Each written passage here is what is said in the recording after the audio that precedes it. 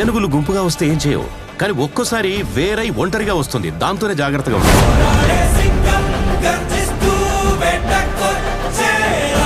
ఇది నా కథరా. ఈ కథలో హీరో కిందటేడాది పండక్కేమైందో తెలుసా? 25 ఏళ్ల క్రితం ప్రబలలేకపోతే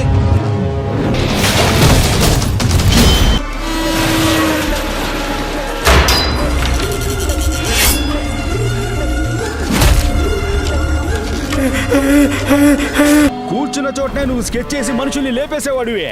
నిన్నే వాడు బయటికి లాక్కొచ్చాడంటే ఆడెంత తోపై ఉంటాడో.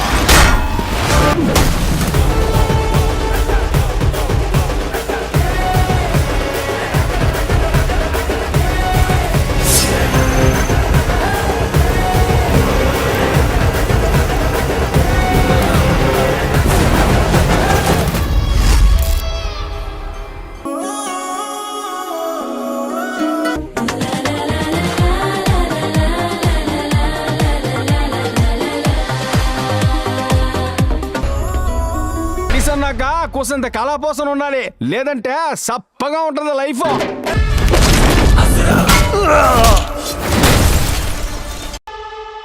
మన శంకర్ వరప్రసాద్ గారు పంటకు వస్తున్నారు. అనిల్ రావిపూడి మెగాస్టార్ చిరంజీవి సినిమాపై ఇప్పటికే భారీ అంచనాలు ఉన్నాయి. ఈ సినిమాలో నయనతార హీరోయిన్ గా నటిస్తూ ఉన్నారు. ఈ సినిమాకు మన శివశంకర వరప్రసాద్ గారు అని టైటిల్ ఖరారు చేశారు. పండక్కి వస్తున్నామని ట్యాగ్ లైన్ కూడా జోడించారు. విక్టరీ వెంకటేష్ వాయిస్ ఓవర్ తో గ్లిమ్స్ సూపర్ అనిపించింది. బీమ్స్ బీజిఎం కూడా నెక్స్ట్ లెవెల్లో ఉందని చెప్పాలి.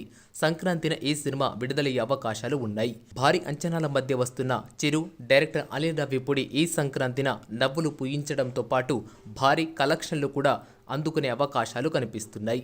డైరెక్టర్ అనిల్ రావిపూడి దర్శకత్వంలో గతంలో సంక్రాంతిన రిలీజ్ అయిన సంక్రాంతికి వస్తున్న సినిమా 50 కోట్ల బడ్జెట్ పెడితే బాక్సాఫీస్ వద్ద 258 నుంచి 300 కోట్ల కలెక్షన్లు అందుకుంది.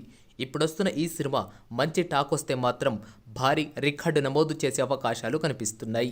రిలీజ్ చేసిన ఈ గ్లిమ్స్ లో మెగాస్టార్ లుక్ కూడా ప్రేక్షకులతో పాటు అభిమానులను విపరీతంగా ఆకట్టుకుందని చెప్పవచ్చు.